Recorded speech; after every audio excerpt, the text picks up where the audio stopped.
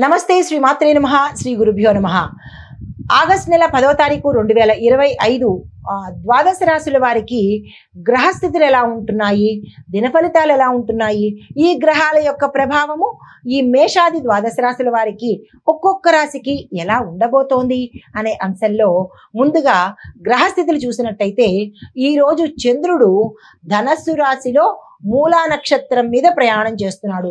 గురుగ్రహ దృష్టి వలన మంచి ఫలితాలు ఈరోజు మీకు అందించబోతున్నాడు. కానీ మీరు చేయవలసింది ఏంటంటే అన్ని రాశుల వాళ్ళు కూడా గురు పూజ చేసుకోండి. ధర్మ మార్గంలో ప్రయాణం చేస్తేనే మీకు మంచి ఫలితాలు కనబడతాయి. అధర్మ మార్గంలో వెళ్ళినట్టయితే కనుక చాలా ఇబ్బందులు తల ఎత్తే అవకాశం ఉంది. ఈ విషయం గుర్తెరగండి. అయితే సూర్యుడు కర్కాటక రాశిలోను, చంద్రుడు ధనస్సు రాశిలోను, శని భగవానుడు వక్రస్థితిలో కుంభరాశిలోను, గురుడు మేషంలోను, కుజుడు కర్కాటకంలోను, బుధుడు సింహంలోను, శుక్రుడు కర్కాటకంలోను, అంటే కుజుడు శుక్రుడు కూడా కర్కాటకంలోనే సంచారం చేస్తున్నారు. రాహు మీనంలోను, కేతు కన్యాలోను. అయితే ఈ ఫలితాలు తదుపరి రాశి మకర రాశి. ఈ రాశి వారికి అంతర్గత ఆత్మ విమర్శన ఎక్కువ అవుతుంది. ఏం పొరపాట్లు చేశాము, ఏం తప్పులు చేశాము, ఇంకా ఎలా మంచి చెయ్యాలి, ఇంకా ఎవరెవరికి ఏ సాయం ఇట్లాగా మీలో మీకు ఆత్మ విమర్శన ధోరణిలోకి ఈరోజు వెళ్ళబోతారు. శాంతంగా ఉండాలి. మౌనం శ్రేయస్కరం. మీకు దానం చేయడం ద్వారా శుభాలు కలిగే అవకాశం కనబడుతోంది. ఆ దిశగా ప్రయత్నం చేసుకోండి. అయితే మీకు చెప్పదగిన పరిహారము శనిగ్రహ నామస్మరణతో పాటు నవగ్రహ ఆలయ దర్శనం చేసుకున్నట్టయితే కనుక సానుకూలమైన ఫలితాలు పొందుతారు.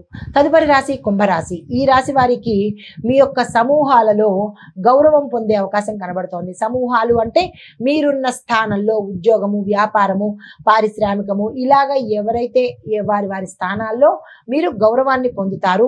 మిత్రులతో కలిసి ఒక కొత్త కార్యక్రమంలో పాల్గొనే అవకాశం కనబడుతోంది.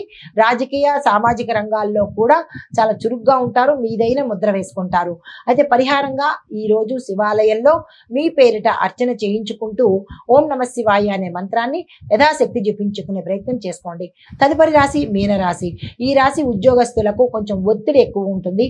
టార్గెట్స్ ఉంటాయి, పై అధికారుల వేధింపులు ఉంటాయి. మీ సహోద్యోగులు మిమ్మల్ని ఇబ్బంది పెట్టే చర్యలు చేస్తారు. జాగ్రత్తలు వహించండి.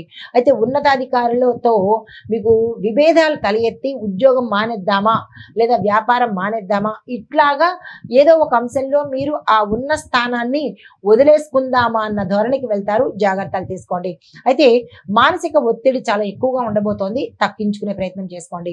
మీకు చెప్పదగిన పరిహారము ఈరోజు ఆంజనేయ స్వామి వారి గుడికి వెళ్ళి అక్కడ యథాశక్తి మీ పేరు పూజ చేయించుకొని ఓం హం హనుమతే నమః అనే ఈ మంత్రాన్ని సాధ్యమైనన్ని సార్లు గుడి ప్రాంగణంలో చదువుకున్నట్టయితే కొంత సానుకూలమైన ఫలితాలు పొందుతారు. ఇది ఈ రాశిలో ఉండే అంటే ఈరోజు మేషాది ద్వాదశ రాశుల వారికి చెప్పదగిన పరిహారాలు, సూచనలు, గ్రహ ప్రభావాలు. నమస్తే.